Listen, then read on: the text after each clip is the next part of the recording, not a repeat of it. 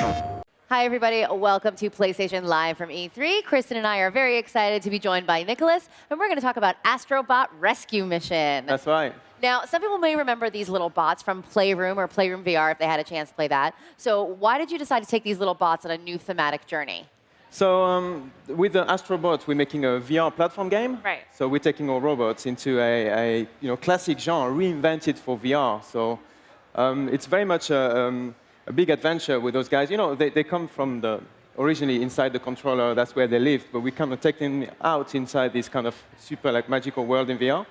And so you go on a rescue mission, looking for your lost crew, and you control this little guy called ASTRO in this kind of VR environment. So the big thing about VR gameplay is that you can look all around you. So with the classic platformer, you get this kind of all-jumping action, but also you can use your body to kind of look around and have the kind of 360 gameplay. Yeah, and we're seeing a little bit of it That's right here. Yeah. I know, it's very different than your traditional side-scrolling platformer because not only can you look around in all directions, you actually have to sometimes to utilize the environment to your advantage. Yeah. And is this one of the big bosses that we're seeing? So there's also a lot of big bosses. So ASTRO is actually, we did a test in the past when we released the Playroom VR. We had a little game inside the Playroom VR called Robot Rescue.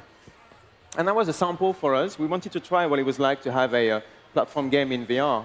And it turns out to be really, really popular with gamers when the VR headset came out, the PSVR came out. So, with ASTRO, we're kind of really taking this to a really, really big game. And one of the big things we're adding are big VR moments like this one. You're kind of running up alongside this giant arm. Love this. And the bosses are also one of the big things. You know, in VR, everything feels huge. Yeah. And so bosses in VR, that's something we wanted to do, and we've been able to do with I can't imagine this forced perspective while you're inside the VR headset. Yeah. Everything's going to be looking like it's coming right at you. Exactly. And here you can see you're kind of jumping, so you're actually seeing the action from below, which is something that is completely unique in VR, because normally when you play a traditional game, the camera is following you more or less, on a defined path. But in VR, you are the camera, so you can actually play any way you like.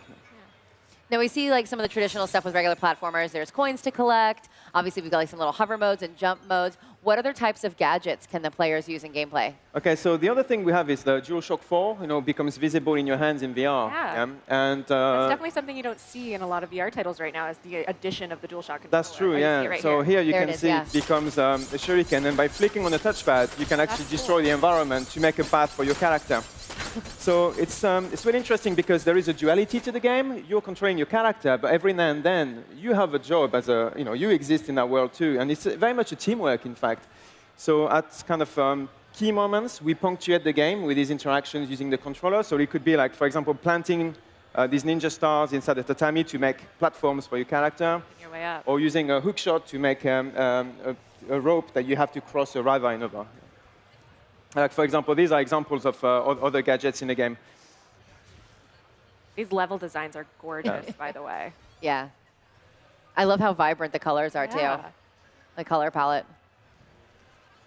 So the other thing we kind of really expanded upon is the world of these characters, adding lots of kind of enemies. And the character design as well is very much a big expansion on what Playroom used to be.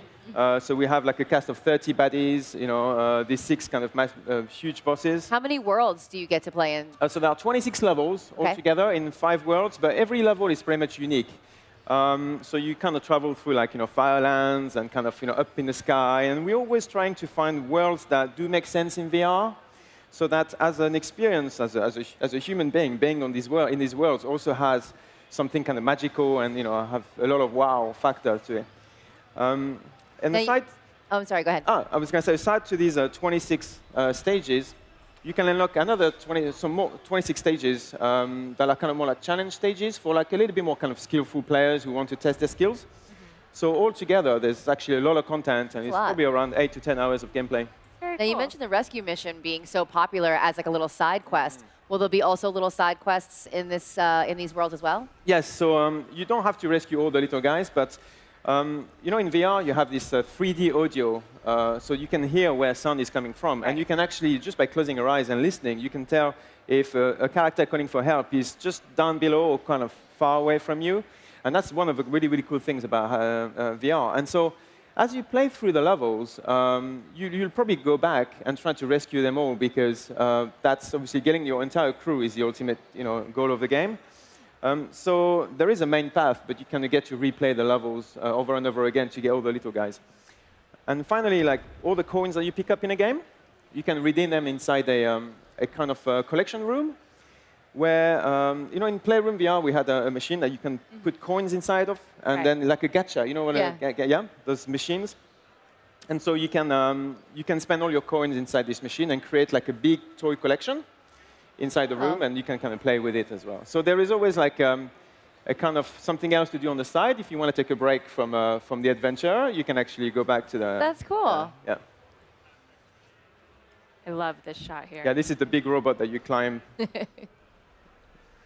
All right, and then we're actually going to get our hands on this pretty quickly, right? Yes. Fall 2018? Right. Fall 2018, yeah. So a few more weeks to go. Wonderful. Yeah. All right, well, Nicholas, thank you so much for stopping by. Kristen, any last thoughts? I just can't wait to play, honestly. Thank you. It looks so gorgeous. I want to look around everywhere. Oh, look at him go. That's very cool. All right, Nicholas, any last thoughts you'd like to share with the PlayStation fans out there that are watching?